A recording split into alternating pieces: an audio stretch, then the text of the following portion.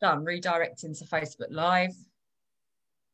Mine says it is live and streaming. Am I live? Yeah, we're live. I can't actually see. Ah, right. Where I can't see Charlotte. Can you see me, Charlotte? Yeah, I can see you clearly. I really can't see you. Let's have a go. There she is.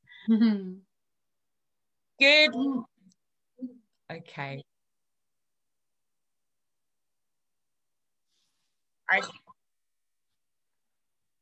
Can you, right, okay, I've just begun a live. Can you hear me, Charlotte? I can hear you, Tina. Okay, so I don't know what's going on here. I'm just going to welcome everybody, but I just want to say I can't see you, Charlotte, at all. And I actually can't see the Facebook looking outwards. So I can't see my face. I can't see anything. So I'm just going to be talking to my screen. I love that. But you can hear me okay, though, yeah? I can hear you fabulously. So beautiful. Good morning, everybody. Good morning, good morning, good morning. And welcome to the Breakfast Club. So it's really bizarre what I'm doing at the moment because I can't see myself. I'm looking into a little camera. I'm just hoping that all of you can see me. So this is the Breakfast Club. So this is a lockdown breakfast club. So we're going to be coming on every single morning and we're going to be talking to the amazing authors in the books of When the Goddess Calls. Now, last week, we became #1 bestsellers again. Volume 4. How amazing is that? So if you're wondering, first of all, if you're wondering why I'm in my pajamas, why not? It is lockdown. So I intend to stay in my pajamas until at least 10 o'clock every morning after we've interviewed our beautiful sisters for the Breakfast Club. So let's go back to our books. So When the Goddess Calls was launched last Tuesday, and within about 4 hours, we became #1 bestsellers around the world again. Now, I'm going to read the back of the book, and I want you to, this is exactly who we are. So, a soul family reunited. Tina Pavlou is the founder of the Goddess Rooms, an intuitive and spiritual mentor who has brought together 16 soul sisters in a highly engaging and powerful book. 16 women, 16 stories, and 16 different walks of life, all coming together to take you on a journey of spiritual awakening. And how they, as goddesses, heard her call. They embark on life's journey, each meeting myself, igniting their spiritual growth, their feminine healing powers, and stepping into their own goddess. This is a path of sisterhood like no other. And when the Goddess Calls, it teaches us about diversity, strength, courage, love, friendship, because the sacred and the divine feminine awakens. So this is volume 4. Today, I'd love for you to meet Charlotte Newham. Hey, Charlotte. Hey, Tina. So Charlotte is one of our goddesses in volume 4. And I would actually like to just read a little bit of Charlotte's story so that you get to so many ladies in this book. It's amazing. Where's our beautiful Charlotte? No, Charlotte. Charlotte's on page 111. Of course she is. Of course she is. All right. 111. Here we go, Charlotte. We have amazing sisters in this book. Okay, so Charlotte is my sister and she lives in, I'm going to go to the back of it, actually. She lives in Melbourne. So, Charlotte, let's read your bio. Charlotte Newham. Starseed, what lights you up? Charlotte is a mother, a lover, and an earth angel. Charlotte's love is to guide people back to their hearts and bring about reconnection within themselves and around them. Charlotte is an angelic Reiki master. She is a teacher. She's an ambassador and guardian ceremony facilitator for cacao. She is a space holder of sacred women's circles who loves to bring people together, finding so much joy in connecting hearts and souls. She uses angelic Reiki to channel love and light from the angelic kingdom, and also draws on the power of plant medicine and ceremonial grade of cacao, also known as the gift from the gods, which assists in opening hearts and bringing about feelings of bliss and unconditional love. She is also a passionate lover of essential oils, of course. Her home always smells incredible and has the most wonderful energy. Now, I'm going to vouch for that because I stay with Charlotte when I visit Melbourne, and her home is just incredible. Through the discovery of these gifts of self-devotion, she has learned the true value of loving oneself so deeply. And Charlotte's quoted, "When I surrender into these gifts, my heart and my soul sing with a deep knowing and passion for purpose that I'm able to share with as many as I can, with who are willing and open." Charlotte Newham. Now, your details are also in the book. So your soulful energy connection at gmail.com, and your Instagram is nurtured_heart_living. So Charlotte, I am so blessed to have you, not only in this book so everyone can read your story, but for being in my life. You truly are one of the most gentle souls I have ever been blessed to join me on my journey of life. I call you my friend, my sister, and it is just, your family are beautiful. Wherever you go, you just light up. You light up rooms. You're just to hang out with you is beautiful, Charlotte. So thank you for joining us in the book and joining us on here today. I still can't see you, so what I am going to say, please just tell us who you are, darling. Right now I'm quite emotional. That was really beautiful and mind-blowing, having someone else read my bio. That's insane. Like, I'm just like, what? Is that really what I wrote? It's really very moving. So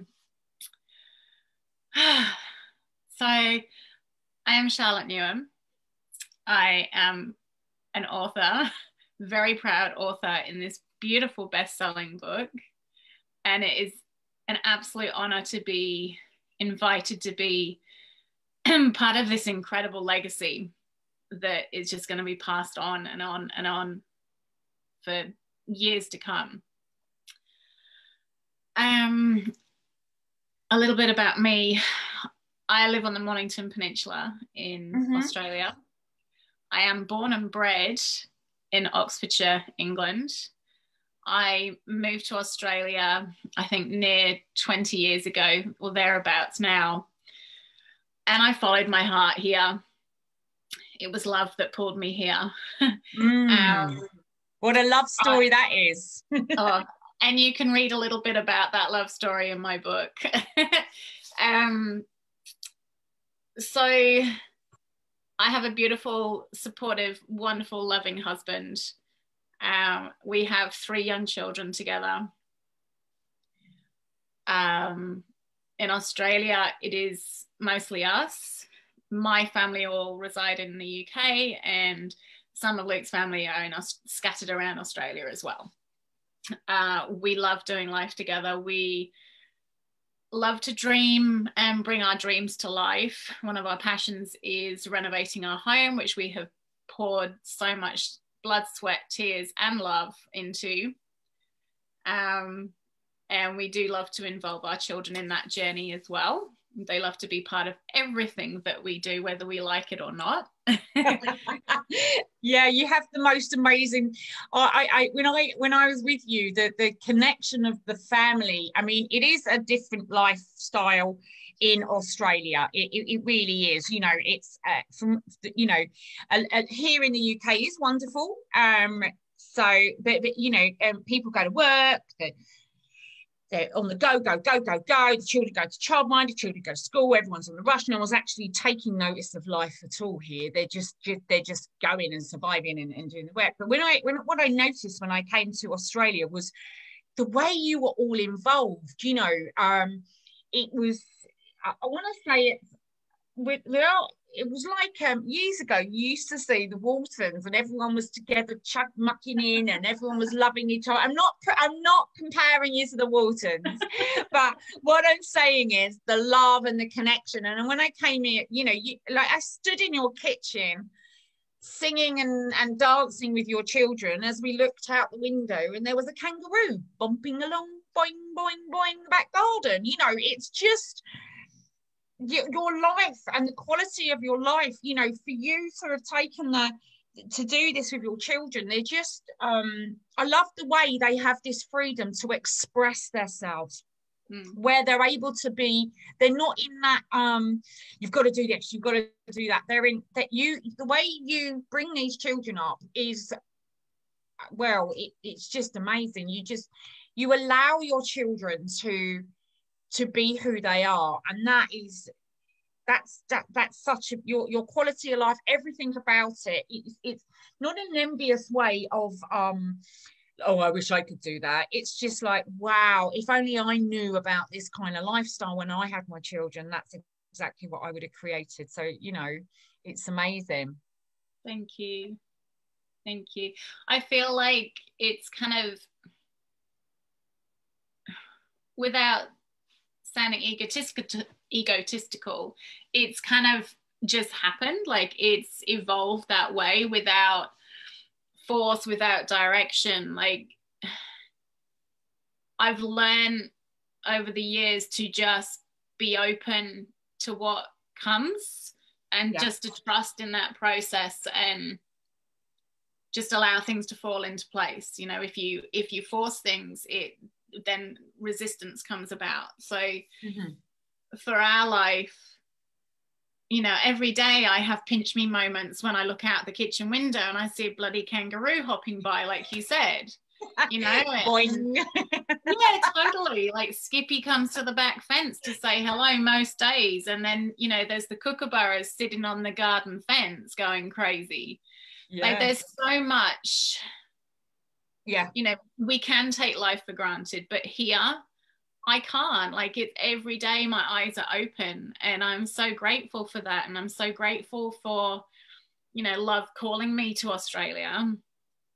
So tell me about the story of this love, because like when we went out to dinner and you were telling me this love story, and well, Luke was telling me as well, it was just like, wow. So it was love. Totally. So when I first came to Australia, it was with a different partner, which I share a little bit about him in the book as well, in the chapter. And as much as that relationship didn't last, I am eternally grateful for that relationship, because if I hadn't have come here, then I would never have found my man, Luke. Wow. Luke and I met at a wedding. We saw each other across the room and our eyes met, and we just knew instantly that we would be speaking by the end of the night. And it was just that instant magnetic soul connection. Like, it was just unreal. You know, it didn't seem real, but we knew that it was. And at the time, you know, to do with the situations, there was a lot going against it. But Luke's mum said to me and to him, you know, you've got to trust your heart. Like, if your heart is saying that it's right, then it's right. Wow. And don't question, don't let all that outside chatter and noise hold you back from your true feelings. So we both stepped into that, and man, I'm grateful that we did, because now, you know, we, on Wednesday just gone, we celebrated our 11th wedding anniversary. We have 3 beautiful children. So I'm, happy that we didn't ignore the naysayers, you know, that we ignored the naysayers and we followed our hearts and just, you know, had an adventure. And You did. But you know, I love the adventure that I mean, you know, you're my Australian family and I adore you and I adore Luke. He's amazing. But I love the story about when he came over to follow you with like hardly any money in his pocket. Shop and just yeah. Totally. Like I had to return back to England. And we had only known each other maybe 2 or 3 months prior to that. And yeah, we knew that we were like head over heels in love with each other. But I went back to England like with a broken heart. I sobbed the whole flight home. I felt like a naughty little girl because my parents had come over to Australia and I flew back with them. It was as if they'd come to get me and take me home because I was in trouble. Oh.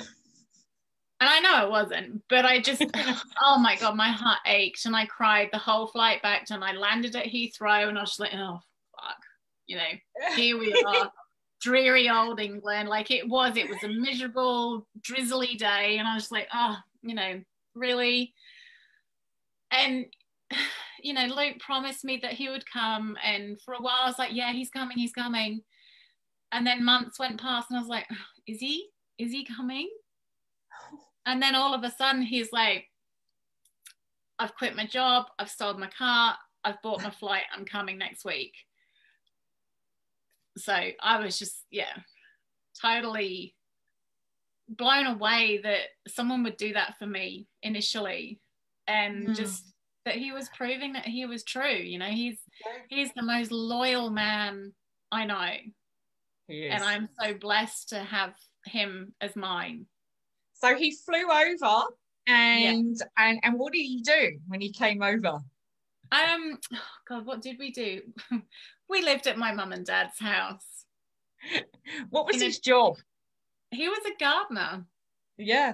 He was doing garden maintenance and getting up at ridiculous time in the morning, driving around in a Ford Transit, doing a spot of gardening here and there, and just, you know, the rest of the time we were playing. At the time I was also nannying in the Cotswolds.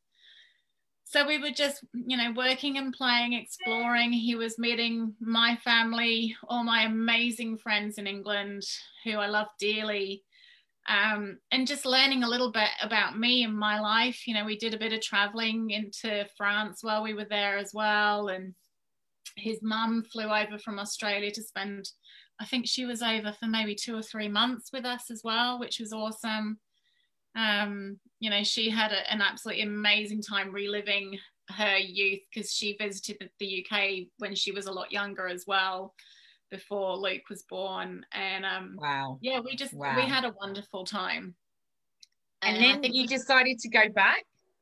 Yeah, so I think we were in the UK for maybe 18 months to 2 years, and then we decided to come back to Australia. But that in itself was a process because I had to reapply for residency to come back. So that was all touch and go, whether I was allowed to come back or not. So, you know, the whole time it felt like nothing was in our control. Like we were surrendering like our love and true love for one another to, you know, our life was in someone else's hands for so long. Yeah.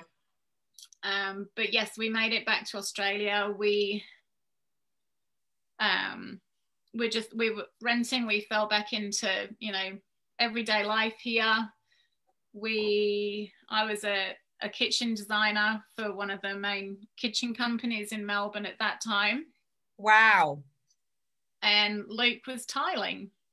Yeah. That's his tiling career started. And then I think 12 months later, after arriving back in Melbourne, we got married. Yeah. And actually, when Luke proposed to me, that was quite a surprise. Like, we knew we wanted to, but I had no idea. So we had actually gone up to stay with his sister in the Gold Coast with the idea that I was actually going there to design her new kitchen in her house that she was renovating.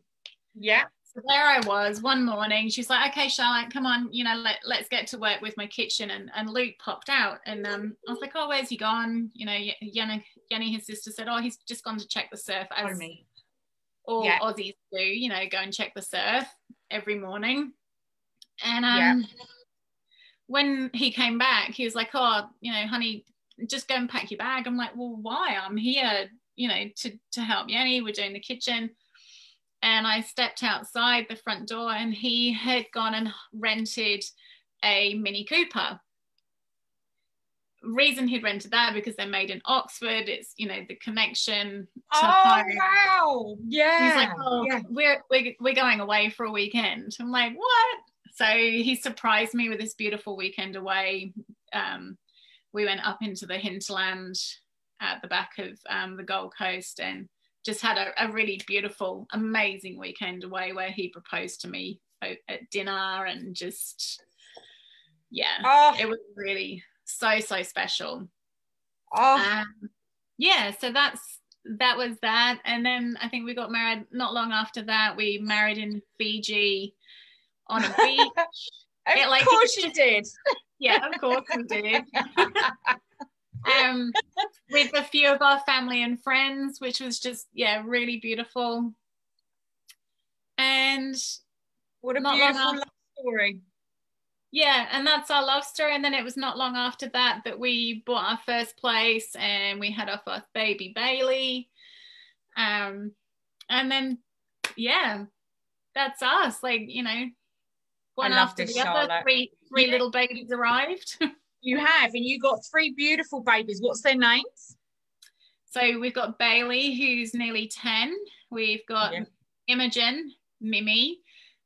She's just turned 8, and then Rafty, who is 6.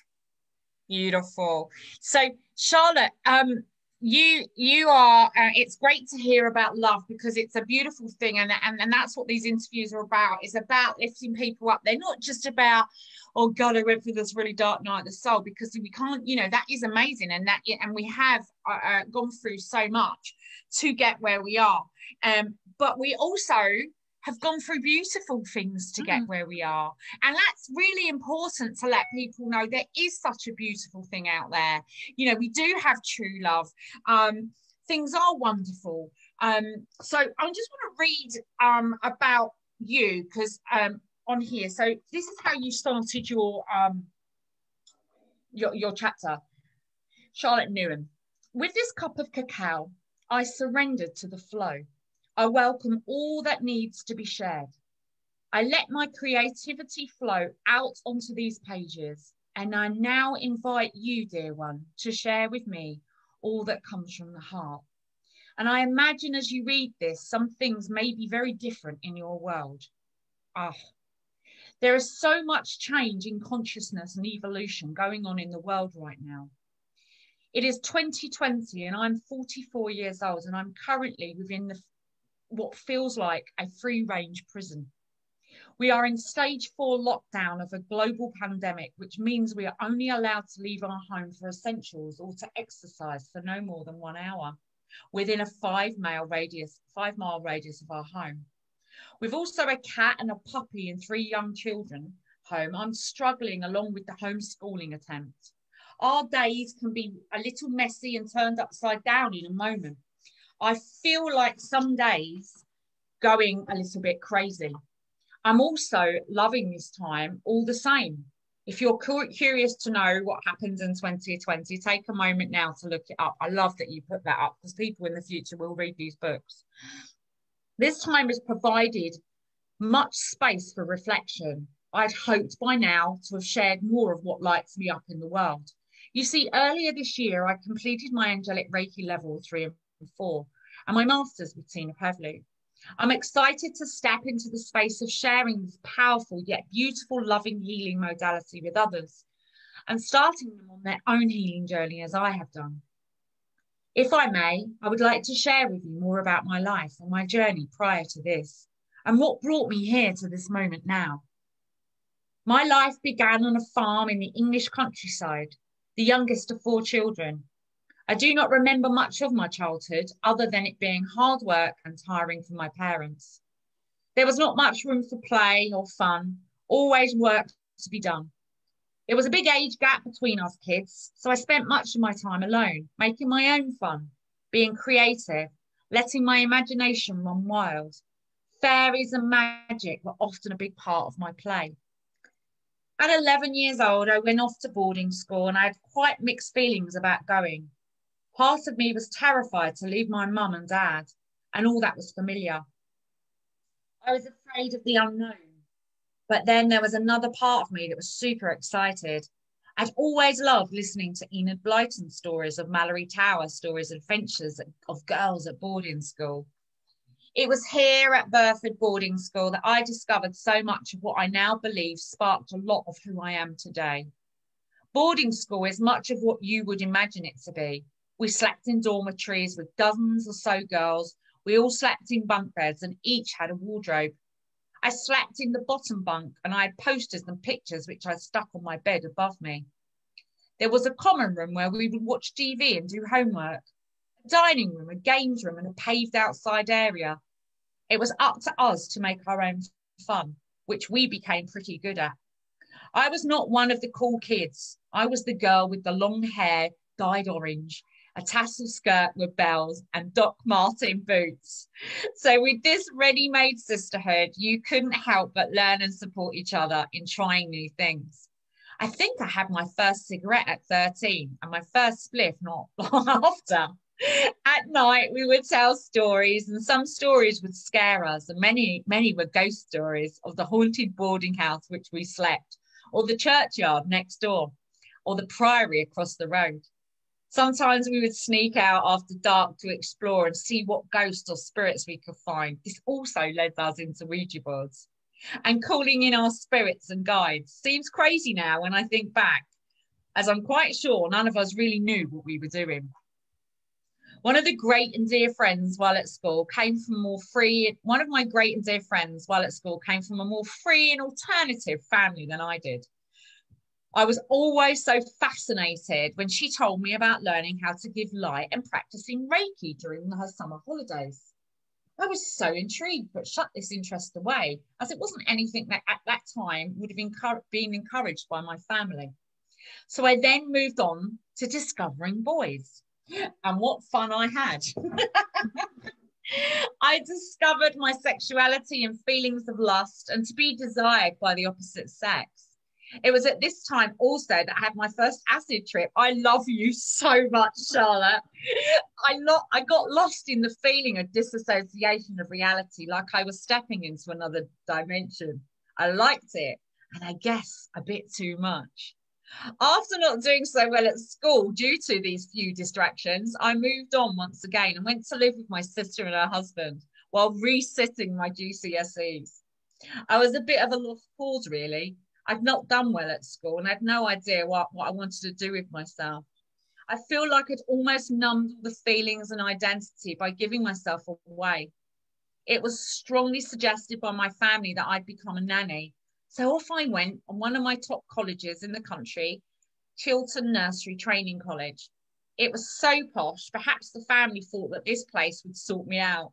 It was pretty much finishing school, but with purpose.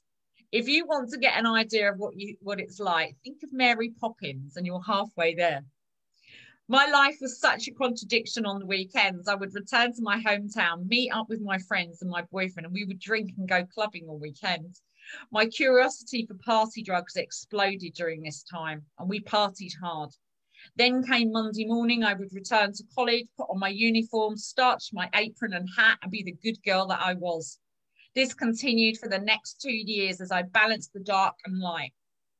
For 5 years, I thought I knew it all. I was invincible until it all came crumbling down around me as I celebrated my 23rd birthday. On the third day of bank holiday weekend in May, too much booze, too many late nights, and the biggest cocktail of party drugs you can imagine. My body said, enough. Yes, I was that girl. The one who had drug-induced seizure in the middle of the dance floor. But it was not a Saturday night. It was a Sunday afternoon. I was so ashamed. It was the reality check I needed. I would not have listened to anyone else. It was the universe that had to intervene. This was not my story. I was destined for another path. So Charlotte, Mm-hmm. that was I think many of us can relate to that, right? Really relate to that. So just can you elaborate? How was that?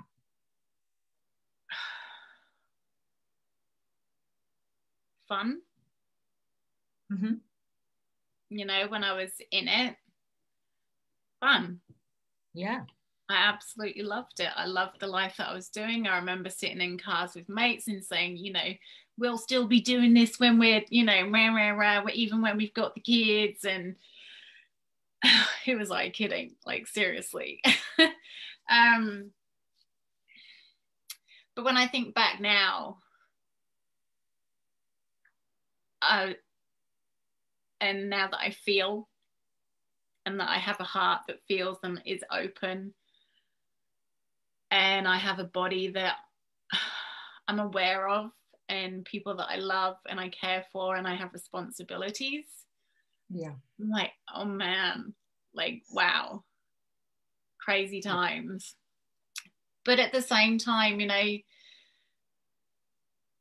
it was just where I went. It was the life that, you know, I was given at the time by the universe. That's what came to me. That was just, you know, I rolled with it, I guess, and I had fun. I don't have regrets because it was wicked. You know, I went to some awesome nightclubs, I met great people.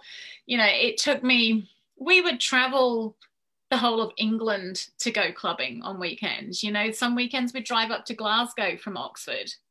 Yeah. Like we'd drive to London, we'd drive down to Devon and Cornwall. Like we would go all over the place. Yeah. So when I think about it like that, I had a ball. Yeah. Yeah. But, you know, it's experiences that I've had. I'm super happy where I'm at now, where I'm not out clubbing, because I'd be falling asleep on the dance floor right now. You know, it's, I don't know what time it is. It's like 8:30 at night here.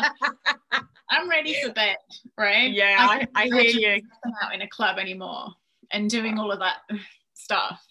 Yeah.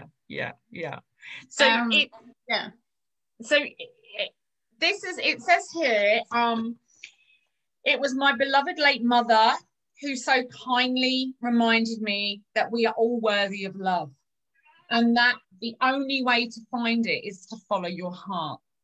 Her words have struck with me and guided my life since that moment. And at that time, I was falling ever so deeply in love with her son, Luke, and I took her words of everlasting love and ran with them. We allowed our connection to blossom and grow, but sadly the freedom to love like this was snatched away with a blink of the eyes. I was deported. So you were deported from Australia? Yes.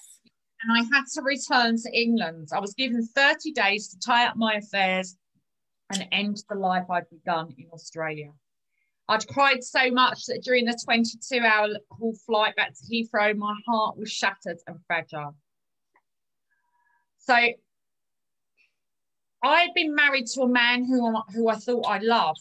We had the fairy tale white wedding in the village church. The celebration was huge, and I'd been excited to start this adventure of a new life in 1,000 years. So you'd gone over there married with another man? Yes. And you fell in love with Luke? Yeah. That's beautiful. That's amazing. And how and well, just tell us, just it's I love listening to your life, Charlotte. Thank you. We have 2 additions in this little chat at the moment. We've got Bailey and Rafi who have decided to join us. Okay. I can't see that, so I'm going to come off that conversation, and I'm going to ask you, how did you get into your cacao, the plant medicine? Oh, cacao found me. Right. What is cacao? Can you explain what cacao is to people that don't know about plant medicine and what it does? Okay, so ceremonial grade cacao is cacao in its native purest state. So it's not processed. It is grown in rainforests in remote parts of Peru. And the process of manufacturing is all hand ground. It's blessed. It uses the whole bean. It is a plant medicine that has been used for thousands of years by ancient Mayans, who refer to it as the gift of the gods. The reason being is that it's heart opening, and it brings about feelings of bliss and love, opens your heart to creativity, to just beautiful heart-opening medicine. It's incredibly grounding, but also heart-opening and uplifting at the same time. It's beautiful to use it in meditation or for dance or for anything like creativity. It's assisted me in writing my chapter. Yeah. Please don't do that. Yeah, it's not. You need to go to bed, sorry. It's fine. Don't turn off the light. Off you go. I just want to see what it looks like. No. Sorry. That's okay. Off you go. I want to stay. Okay, will you sit quietly then, please? So cacao found me, I think maybe, end of 2017, I came across a post on Instagram speaking of Fly Cacao, which is the brand of cacao that I drink. I know, I've got it. It's wonderful. Speaking of Michael and Mackenzie, who are the beautiful founders of Fly Cacao, and that they were about to launch it. And for whatever reason, cacao had come into my radar, and I was curious about it and wanted to learn more. So as soon as they made it available to purchase, I was straight onto it, and spent a bit of time sitting in ceremony at home, and then I would practice that, a few times a week until it kind of built up to daily. And then soon after, I think in early 2018, they were visiting Australia and were offering group cacao ceremonies. So I went and took part in my very first group ceremony, which I speak about in the chapter, and had the most incredible, beautiful and profound experience with this heart medicine, that when you are open to receiving and you say yes to the spirit of cacao, because every plant has a spirit, she just beautifully comes in and holds you and guides you and takes you wherever you need to go. She's beautiful for showing you what you need to see, to help you heal, to help you flow in life, in day-to-day life. It's just, absolutely beautiful. I love sitting with cacao daily still. I love sharing it with others. I enjoy creating ceremony space for groups of people, to enjoy cacao as well. So I am really conscious of the timing now. So I know you've all come out of lockdown, or you're coming out of lockdown in Melbourne. So what's next for you? What is it? How can people contact you in Melbourne? Because you're offering all these sacred circles with the cacao, which I love. I mean, as soon as we enter your home, we're given and gifted a beautiful cup, and it's just amazing, and we drink it and it's phenomenal. So what next? What's happening? What are you creating now as you're all coming out of lockdown in Melbourne? You're coming in, it's spring over there now, so it must be really beautiful. And I know that you're doing your sound therapy with the angelic Reiki shares, and you're going to start to teach the angelic Reiki down there. I mean, my God, this is really needed down there now, because they've just come out you've all come out 8 months worth of lockdown.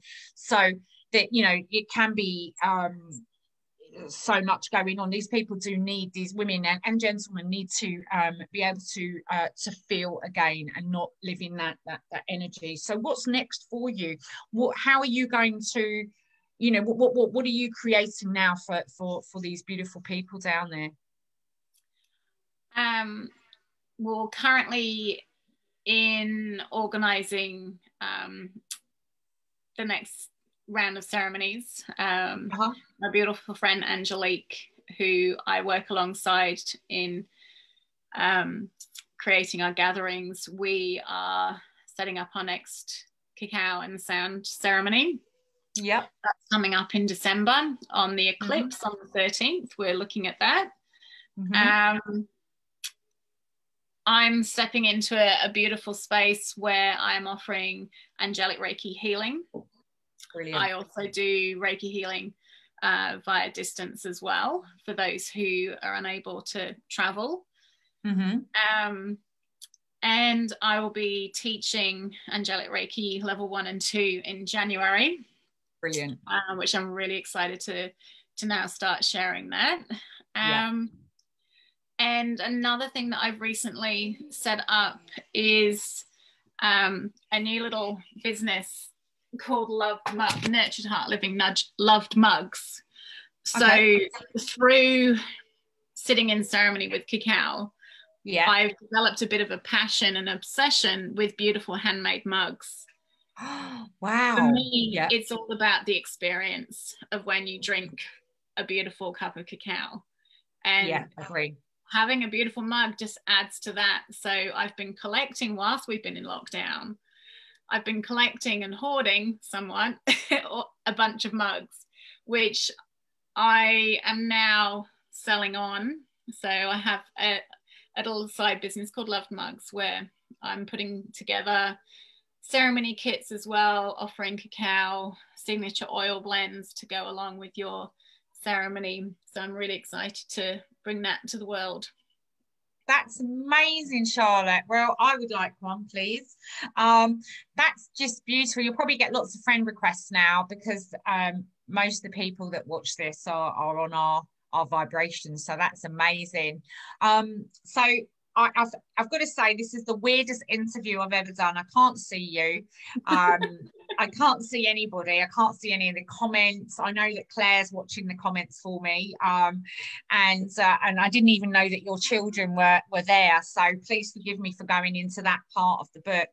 Do you know, Charlotte, it's been an honour to have you here, and the first lady to do the interviews. We come back again on Monday morning with another beautiful authoress. Is that even a word? The authoress. It is now. So we've just created a new word, the authoress. So with the authoress, When the Goddess Calls, Volume 4, Charlotte is in this book. Her story is wonderful. It is a powerful collection of stories from women awakening on their spiritual path. This is helping so many people around the world. I said there's 2 billion people. 2 billion people are waking up. You know what? It's just crazy. And you when you work with the law of truth, you can see truth, and that's what we work with. And these stories are phenomenal. So you're not going crazy. You really are waking up. So this book is now on Amazon. Buy the book, buy all of them. They're amazing stories. You will meet all the authors over the next month at 9 o'clock every morning at our breakfast club. And that's why I'm still wearing my pajamas. And I do love my pajamas. And November is a month of pajamas for me. So yeah, thank you so much, Charlotte. Thank you for coming. What time is it in Melbourne? Oh goodness, it's 8:30. 8:30. It's not too late, but the kids are still up. Okay, and it's 9:30 here in the UK. So Charlotte Newham, thank you so much, sister. Thank you for being in my life. It's an absolute honour. Thank you for being in the book, and thank you for coming on live and sharing your story with the world. Thank you. Thank you so much for having me.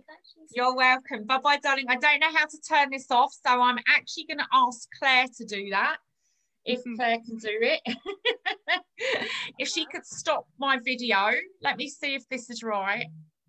There's all newbies here. Excuse me. I am just going to turn that off now. There we go. I think that's it. 44 minutes. It's over. Goodbye, darling. That's it. Is that right? Did I share that? Let's have a look. Have I done it right? Paste it. There we go. I don't know if I've done that right. Shit.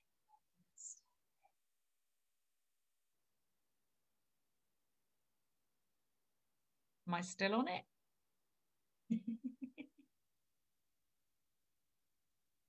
Let's have a look. Am I still here? I think I am. Let's do that.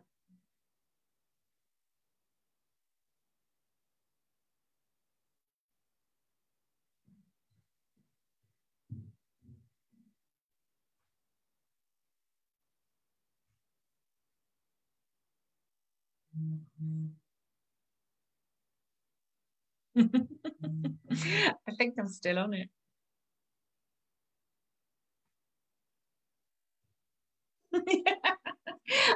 I am still on. Yeah, just close the lid. I have no idea what I'm doing. Okay.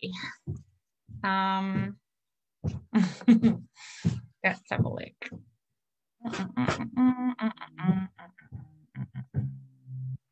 Press escape to close.